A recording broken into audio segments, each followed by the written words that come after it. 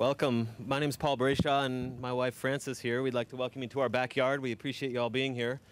We tried to clean up everything, but just watch your step. You never know. There could be a fresh one out there, but yeah. So welcome.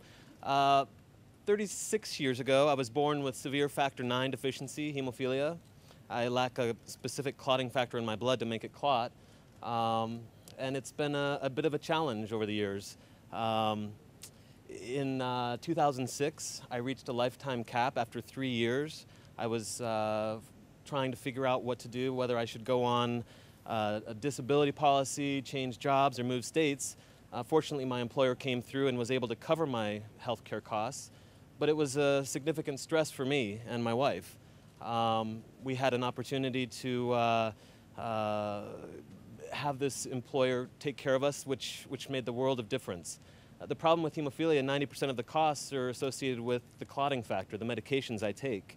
So it's been, that's really where I drive up health care, and it's important to have a policy that will cover that. You know, when there's capitation on plans and other things, it doesn't necessarily make my health better, it actually makes me worse and more expensive. So it's been something that I've had to work through. Fortunately, the Affordable Health Care Act is going to remove some of those burdens and remove the shackles. Really, I won't have to depend on the job for insurance anymore.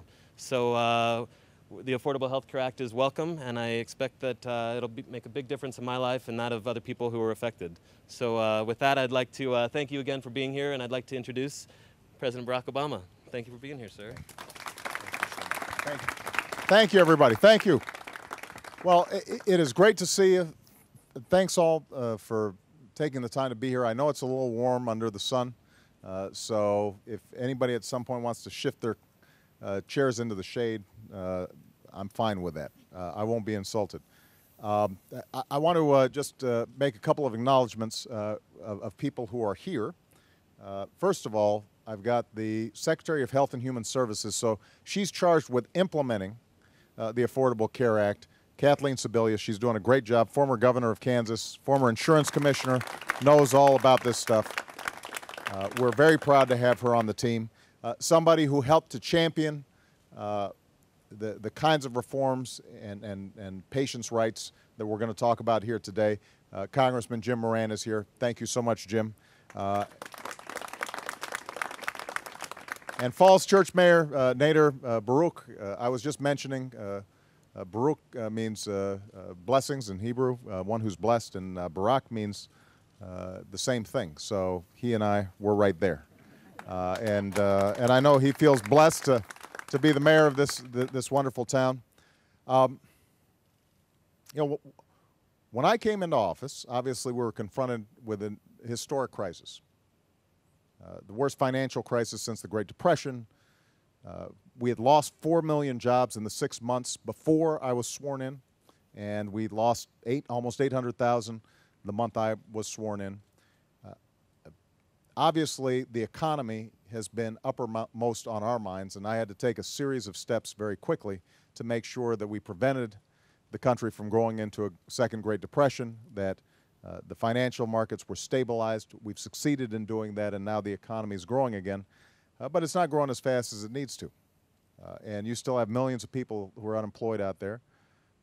You still have hundreds of thousands of people who've lost their homes. There's a lot of anxiety and there's a lot of stress out there. And so much of our focus day to day is trying to figure out how do we just make sure that this recovery that we're slowly on starts accelerating in a way that helps folks all across the country. But when I ran for office, I ran not just in anticipation of a crisis. I ran because middle-class families all across the country were seeing their security eroded. Partly because between the years 2001 and 2009, wages actually went down for the average family by 5%. We had the slowest job growth of any time since World War II. The Wall Street Journal called it the lost decade. And part of the challenge for families was that even as their wages and incomes were flatlining, their costs of everything from college tuition to healthcare was skyrocketing. And so what we realized was we had to take some steps to start dealing with these underlying chronic problems that have confronted our economy for a very long time. And healthcare was one of those issues that we could no longer ignore. We couldn't ignore it because the cost of healthcare has been escalating faster than just about anything else. And I don't need to tell you all that. Even if you have health insurance, you've seen your co-payments, your premiums skyrocket. Even if you get health care from your employer, that employer's costs have skyrocketed, and they're starting to pass more and more of those costs on to their employees. More people don't get health care from their employers. And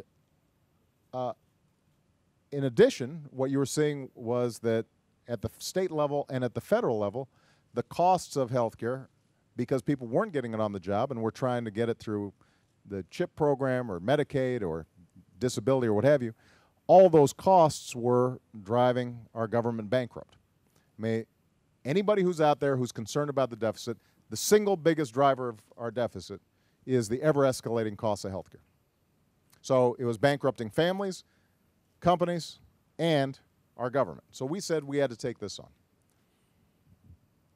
And most of all, as I traveled around the country, I'd hear stories from families in every single state. You know, they had a child who had a pre-existing condition and they couldn't get health insurance. Or they thought they had insurance only to find out that in the fine print there was some sort of lifetime limit of the sort that Paul described. They bump up next against it, and suddenly they're out of luck and potentially going to lose their home or lose whatever savings they have because the insurance that they thought they were getting wasn't going to fully cover them. Some people would tell me stories about how just as they got sick, the insurance company would have gone through their form and saw some innocuous mistake and just dropped their coverage because they hadn't listed. In some extreme cases, we had folks who had a gallbladder problem 15 years ago that had nothing to do with the sickness that they were now experiencing, but the insurance company said, you forgot to list that, and so we're going to drop you from your insurance. I met young people all across the country who, starting off in life, getting their first job, weren't getting health insurance and couldn't stay on their parents' policies. So the amount of vulnerability that was out there was horrendous. And what I said to myself and what I said to my team was, even as we were dealing with this big crisis, immediate crisis with respect to the economy, we've got to start doing something to make sure that ordinary folks who are feeling insecure because of health care costs, that they get some relief. So the reason we're here today is that thanks to outstanding work by people like Jim, thanks to outstanding implementation by folks like Kathleen, we are now actually able to provide some help to the American people. Essentially, part of the Affordable Care Act that we can implement right now and will take effect, is it today or tomorrow? Tomorrow. See, Francis knows. That we can, that will take effect tomorrow is the most important Patient's Bill of Rights that we've ever seen in our history. And let me just tick off some of the things that are going to be the case starting tomorrow. Number one, Paul already mentioned, the issue of lifetime limits. That is not going to be the rule anymore after tomorrow. If you've got a policy, you get sick, the insurance company covers you. Number two, pre-existing conditions for children. Children who have pre-existing conditions are going to be covered. Number three, we're going to make sure that if young people don't have health insurance through their employer, that they can stay on their parents' health insurance up to the age of 26, which is obviously a huge relief for a lot of parents who are seeing their young people just coming out of college and not being able to get insurance. You're going to be able to make sure that the insurance company doesn't drop you because of an innocent mistake on your insurance form. This rule of rescission, they are not going to be able to drop you arbitrarily, which gives you more security.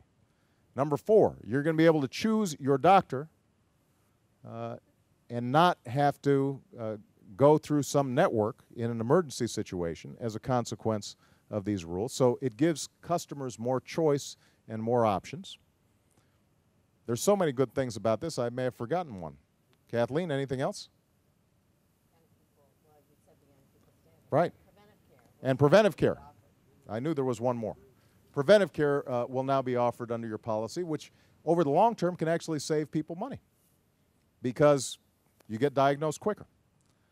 So all these things are designed not to have government more involved in healthcare. They're designed to make sure that you have basic protections in your interactions with your insurance company, that you're getting what you paid for,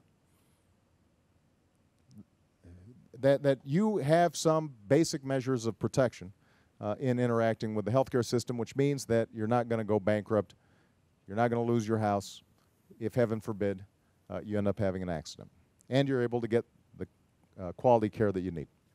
Now, obviously, there are a whole host of other things involved in the healthcare reforms that we initiated. Small businesses, 4 million of them are going to get a huge tax break if they start providing health insurance to their employees. We've got measures that make sure that Medicare, the life of Medicare is extended, and in fact, we just got a report today that the Medicare Advantage program that we have modified and scrutinized more carefully, that in fact, rates are going to be lower for that than they were before. I just met with state insurance commissioners from all across the country. They are newly empowered to look after consumers. And I'll just give you one example. In North Carolina, in part because of the new leverage that insurance commissioners have, the insurance commissioner there was able to get a $125 million rebate for 200,000 customers in North Carolina. And they are seeing the lowest rate increases ever. All this is going to lower premiums. It's going to make healthcare more affordable. It's going to give you more security. That's the concept behind what we're implementing. But rather than me do all the talking, I want to make sure that some people who have struggled in the past with the healthcare system have an opportunity to tell their story, because basically the reason we did this was because of the stories I had heard from folks like you all across the country. And I want to make sure that a couple of you have a chance to tell your stories before I take some questions. So we're going to start with Dawn. Where's Dawn? Dawn's right here. Dawn's already got her own mic. Introduce yourself, Dawn, and tell us a little about yourself and your situation. Thank you. I'm Dawn Josephson from Jacksonville, Florida, and I've been a self-employed entrepreneur since 1998. During that time, majority of those years, I didn't even have insurance because it was simply too expensive. In 2006, my son Wesley was born. Little guy. This is Wesley. Little. Go say hi. There you go. This is Wesley here. That's Wesley. He was born in 2006, and that's when we finally got health insurance. We had a few different policies over the years. Always had something excluded from it, even something as silly as ear infections. And I mean, what kid does not get ear infections? So, I mean, silly stuff. In July of 2009, he had eye surgery. We discovered he had sudden onset of a condition called strabismus in the eyes, and his right eye needed surgery. So we had the surgery, and in less than a year later, we said we needed new insurance. What we had was killing us for our premium. And this was right around the time, right after the act passed. The insurance company gave us an affordable rate. We were looking for a very affordable plan. And when she told us we were approved, my immediate response was, but what's not covered? And I knew full well we were going to have an exclusion for my son's eye. And she said, you're covered. Nothing's not covered. And I said, okay, I'm not being very clear here with my questioning. What about my son? She said, yeah, your son's covered. I said, no, you don't understand. What if he needs another surgery on his eye? Are you going to pay for it? I said, yes, he's covered. And I was shocked. And she said, we can no longer exclude pre-existing conditions for children. And it didn't hit me until later that night when I was talking with my husband as to why she said that. And we started talking about it. I said, wow, something affected me personally from, the government was really shocking. So not only do we have a more affordable plan, but my son is now covered no matter what happens. It is routine for children with strabismus to need multiple surgeries. And I know now that that's not going to have to come out of our pocket, which was a big fear. So very thankful and very grateful. Thank you so much for everything you've done, President Obama, and everything that everyone has done to push this through, because it's really made our life so much less stressful. It's just an average American family. That's a wonderful story. Thank you, Dawn. Next, I want to talk to Gail, who flew down here from New Hampshire. And I had a chance to talk to Gail a couple of days ago. I had actually received a letter had been passed on to us from Gail's husband telling their story. And so I just was so touched by it, and it was wonderful to have a chance to speak to her personally. But Gail? That was awesome, too. You made my day. Yeah, in March of this year, I was diagnosed with high-grade stage 2 non-Hodgkin's lymphoma, and I was uninsured. I work full-time as a preschool teacher at a Montessori school that does not offer insurance to their employees. So I was scared to death. More, not as much, oh, I've got cancer, what am I going to do? It was, how am I going to pay for these outrageous bills that are going to come our way? So then we would have to have gone into our retirement fund and used all that up. And we have one son in college and one on the way to college in 2 years. We would have had to use all the money that we saved for those to pay for my medical bills. And then when we heard about the high-risk pool and that it was in effect in July 1st, we got right onto it. We called people. We got all of the criteria in order so that we were actually insured on July 1st. My doctor let me wait for 3 months to start chemotherapy and radiation. And on July 5th, I started chemo, and I am doing radiation right now.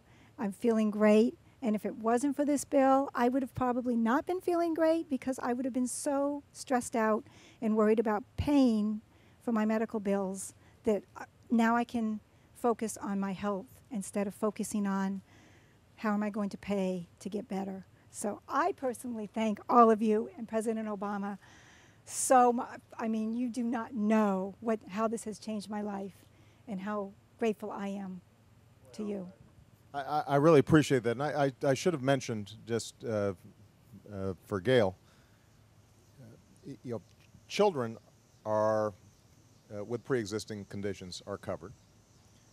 We had to phase in the adult side of pre-existing conditions because it's more complicated trying to get that whole pool of adults. But what we did in the interim, by 2014, we're going to have in place a rule for insurance companies that they can't bar people, anybody, not just kids, but anybody with pre-existing conditions from getting insurance. But in that interim, over the next several years, over the next 4 years, we want to make sure that folks like Gail got help. And so we've set up these pre-existing insurance pools state by state. And Gail, I think, was the first person to sign up in New Hampshire. On the ball. Right. So we've got thousands of people across the country who are now signing up, and states are working with Kathleen's office to get this set up so that they're able to get the coverage they need in a way that's actually affordable. I mean, in some cases, you had situations where you could get, theoretically, insurance if you had a pre-existing condition, but the costs were so exorbitant that it was just impossible. And then some people, in certain markets, you just couldn't get insurance at all. And so now, we're able to provide an interim step that helps directly people like Gail, and we're really proud of that. So with that, what I want to do is I just want to open it up for any questions, comments, concerns that people have. We're focused mostly on healthcare, but if you want me to talk about what happened to the Redskins on Sunday, I can talk about that too. Yes. Here, and let's make sure everybody gets a mic so that we can hear folks. And introduce yourself if you don't mind. Norma Byrne. I'm from Vineland, New Jersey. Mhm. I'm very curious to know what can be done about the insurance companies and medication. As it stands now, the insurance companies rule when the doctors order. They either refuse, or it's a generic, or they have to go back to the doctor and argue with his office Right. as to whether or not you can have it. Well, under Medicare, prescription drugs are covered under Part D. Yes. But for a lot of seniors, they still haven't been affordable even under Part D. And so one of the things that was part of the Reform Act was us slowly phasing out something called the donut hole, Yes. which I'm sure you're familiar with. Essentially, the way the thing was set up when they set up the prescription drug plan program under Medicare, under the previous administration, you were covered up to what was it, a couple thousand, $3,000, $2,000. Then once you hit that threshold, there was a hole, that's hence the term donut hole, where you weren't covered for another several $1,000s, and then if it became so extreme that you had to still buy more drugs, then you would end up being covered again. So you had this donut hole. A lot of seniors fell into it. One of our main priorities was saying, let's close the donut hole. And we are beginning to do that now, first by providing some supplemental assistance to seniors. A couple of million seniors have already received, or is it about 1.5 million seniors have already received checks of $250. I was able to get my heart medication once that check got there. Well, so you've already received it, and it Yes. helped you get Yes. some heart medication. Medicine I couldn't afford. Well, that's a wonderful story, and that's exactly what we want to make sure of, is that you don't have to make decisions about, do I get this medication or not? And I thank you from Well, the bottom of my heart. Well, I appreciate that. But you're making, in addition to that, another point, which is that a lot of times there's a process of decision-making between doctors and Medicare about what drugs are going to be covered. And one of the things that Kathleen is trying to do is to make sure, I don't want you to have to use your health care plan right now. One of the things that we want to do is to make sure that we're trying to figure out how can we simplify and make it easier to understand what prescription drug plans are out there, so that you know ahead of time if you are primarily concerned about your heart condition and the drugs you need there. Are you able to find the plan that you need that covers the drugs that your doctor is recommending? And that's something where I think we can still make some significant improvements. Kathleen, do you want to add something to that? Well, just as the president said, one of the things that will become clear when the new Medicare information comes out about the 8th of October, you'll have a re-enrollment period, is I think two pieces of good news on the drug side. One is that we made plans be clear about what drugs are covered so seniors can make the right choices. If you need heart medication or liver medication, you make sure you sign up for the right plan. In the past, that was very unclear.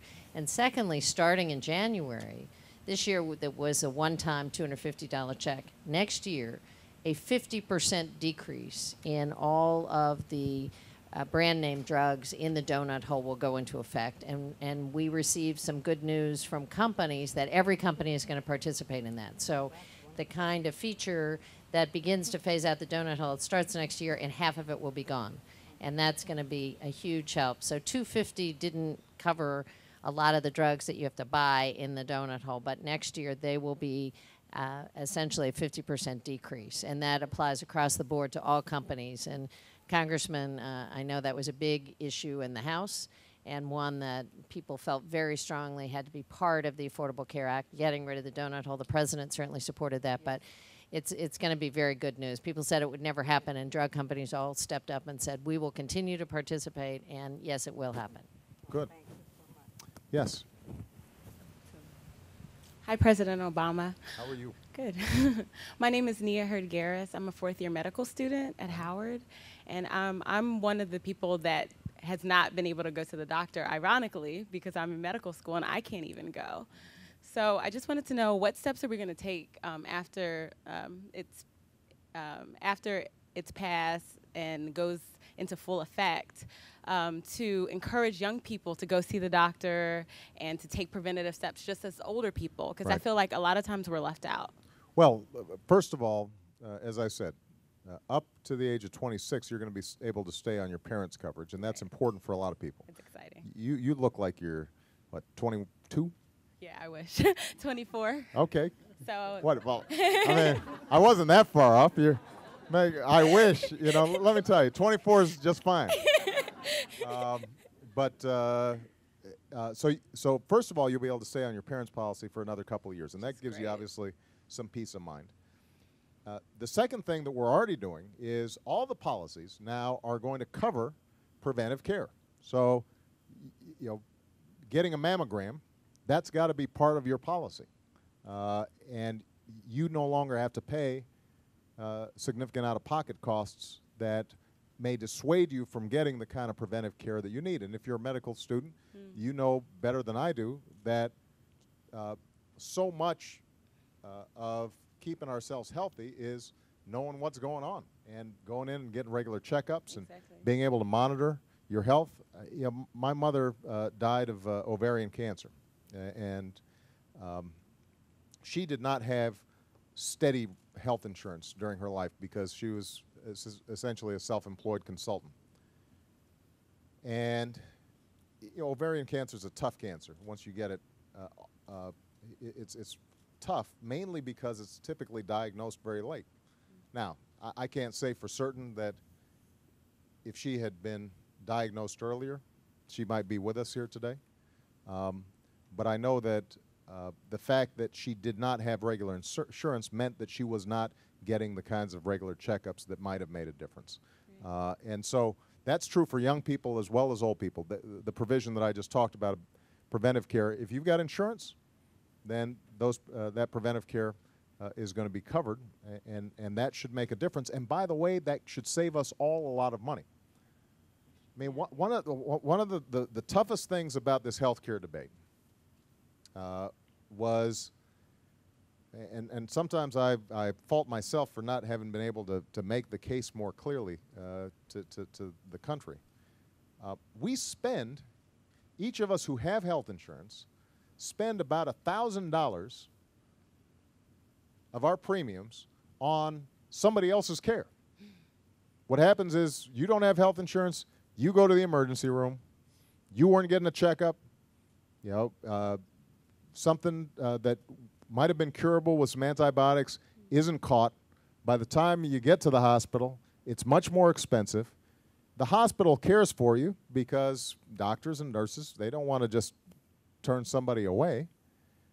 But they've got to figure out how do they keep their doors open if they're treating all these people coming in the emergency room. Right. Well, what they do is they essentially pass on those costs in the form of higher premiums to the people who do have health insurance.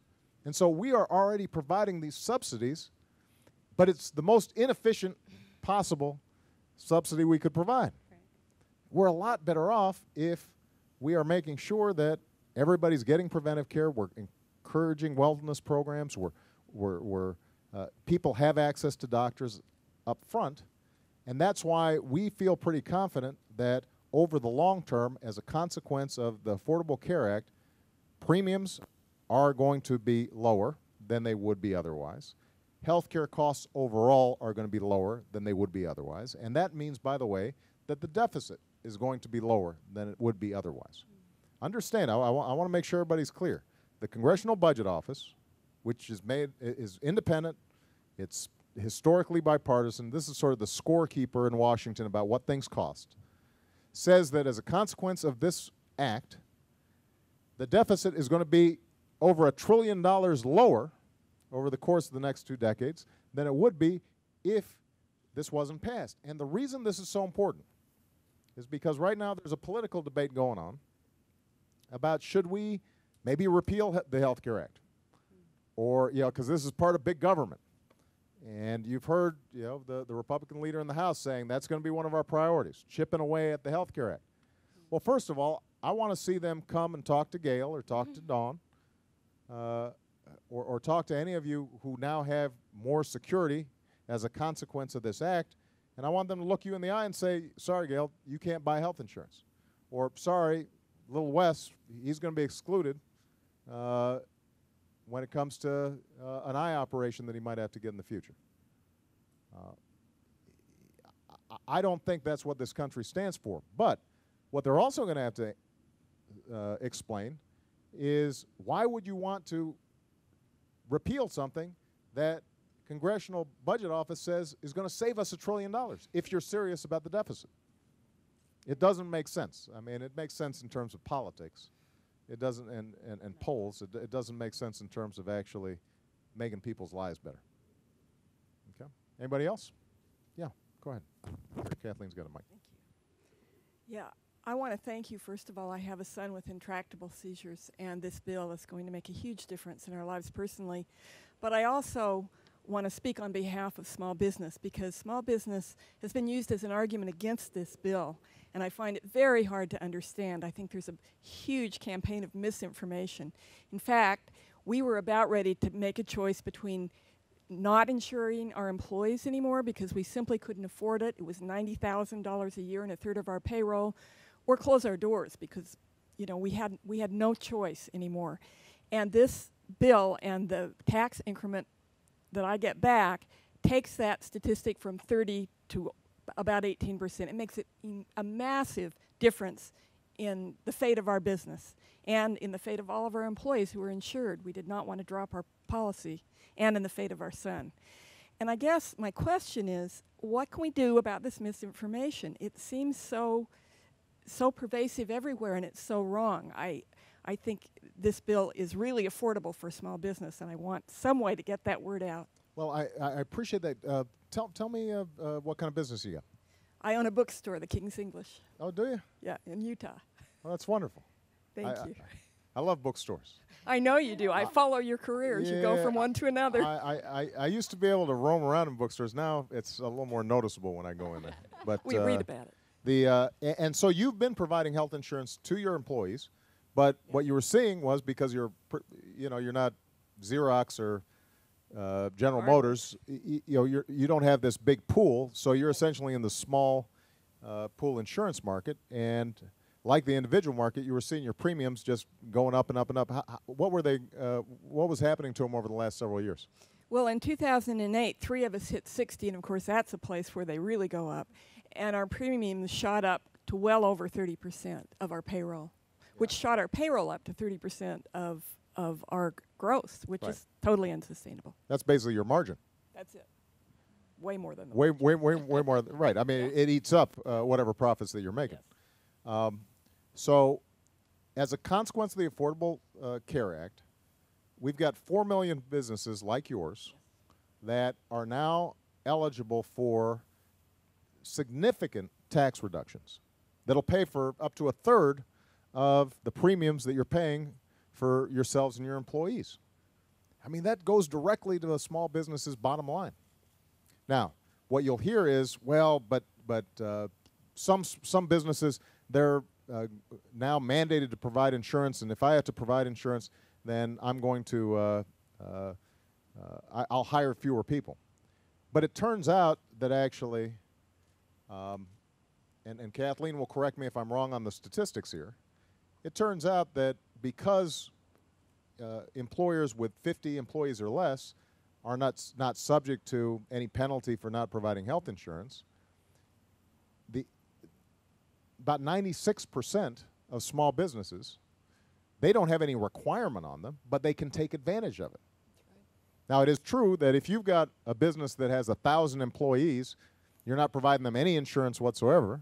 What we're saying is, you know what, that's not fair, because all the rest of us are going to be paying for those folks when they go to the emergency room or they apply for Medicaid or what have you.